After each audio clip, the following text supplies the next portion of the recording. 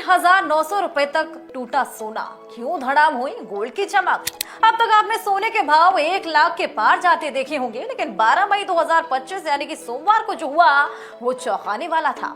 MCX पर सोने का दाम करीब 3,900 रुपए गिरा और 92,389 का इंट्राडे लो छू गया।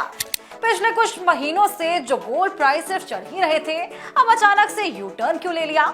क्या ये गिरावट सिर्फ एक दिन की है या ट्रेंड बढ़ रहा है, बदल रहा है? और आम आदमी जो ईएमआई, महंगाई, त्योहार के बीच गोल्ड खरीदने का सोच रहा है, उसके लिए सिग्नल आखिर क्या है, ये सब आपको बताएंगे। 12 मई को एमसीएक्स यानी कि मल्टी कमोडिटी एक्सचेंज पर जून डिलीवरी वाले गोल्ड में 3,930 की गिरावट आई। प्राइस 96,500 के हाई से गिरकर 92,588 पर बंद हुआ, यानी कि सिर्फ एक ही दिन में करीब 4% की गिरावट। अब ये सामान्य तो नहीं है। सोने में इतनी बड़ी चाल तभी आती है जब पीछे कुछ बड़े फैक्टर्स काम कर रहे हो। क्या है गिरावट की 4 बड़ी वजह, आइए ये आपको बताएं।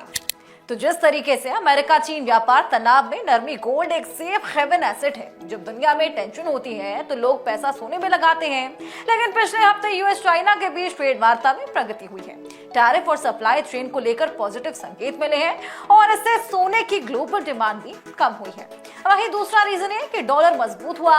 डॉलर इंडेक्स पिछले 2 दिनों में मजबूत हुआ और जब डॉलर मजबूत होता है तो गोल्ड महंगा लगता है, खासकर भारत जैसे देशों के लिए जो इसे इंपोर्ट करते हैं। और यही वजह है कि इंटरनेशनल मार्केट में गोल्ड फिसलता नजर आया।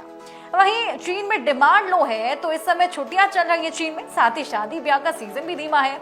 दुनिया का सबसे बड़ा गोल्ड कंज्यूमर होने के बावजूद वहां की मांग में गिरावट आई है, जो कि ग्लोबल प्राइस को नीचे खींचती है। वहीं जिस तरीके से भारत पाकिस्तान बॉर्डर पर सीज फायर है, तनाव है, कूटनीतिक बातचीत के संकेत मिले हैं। जब जियोपॉलिटिकल टेंशन कम होता है तो घरेलू निवेशक भी रिस्क लेने को तैयार होते हैं और गोल्ड जैसी सेफ इन्वेस्टमेंट से हटते नजर आते हैं। तो आम आदमी के लिए क्या मायने हैं? शॉर्ट टर्म के मायने, लॉन्ग टर्म के मायने, दोनों आपको समझाते हैं। शॉर्ट टर्म में जिन लोगों ने ऊंचे रेट पर खरीदा था, उनके लिए गिरावट नुकसान का सिग्नल है। लेकिन अगर आपने तभी तक खरीदारी नहीं की है और अक्षय तृतीया, शादी जैसे मौके पास हैं, अक्षय तृतीया हालांकि चला गया, ये प्राइस बहुत फायदेमंद आपके लिए साबित हो सकता है। वहीं लॉन्ग टर्म इन्वेस्टर्स के लिए एक्सपर्ट्स का मानना है कि 51,500 का सपोर्ट लेवल अहम है। अगर ये लेवल टूटता है तो गोल्ड और सस्ता हो सकता है, लेकिन फंडामेंटल मजबूत हैं, यानी कि गिरावट अल्पकालिक हो सकती है। तो अब क्या करें, ये सबसे बड़ा सवाल। देखिए, गोल्ड कोई शेयर मार्केट नहीं है, ये धीरे चलता है लेकिन भरोसेमंद रहता है। और अभी जो गिरावट दिख रही है वो इंटरनेशनल फैक्टर्स की वजह से है, लेकिन भारत में मांग अभी भी मजबूत है।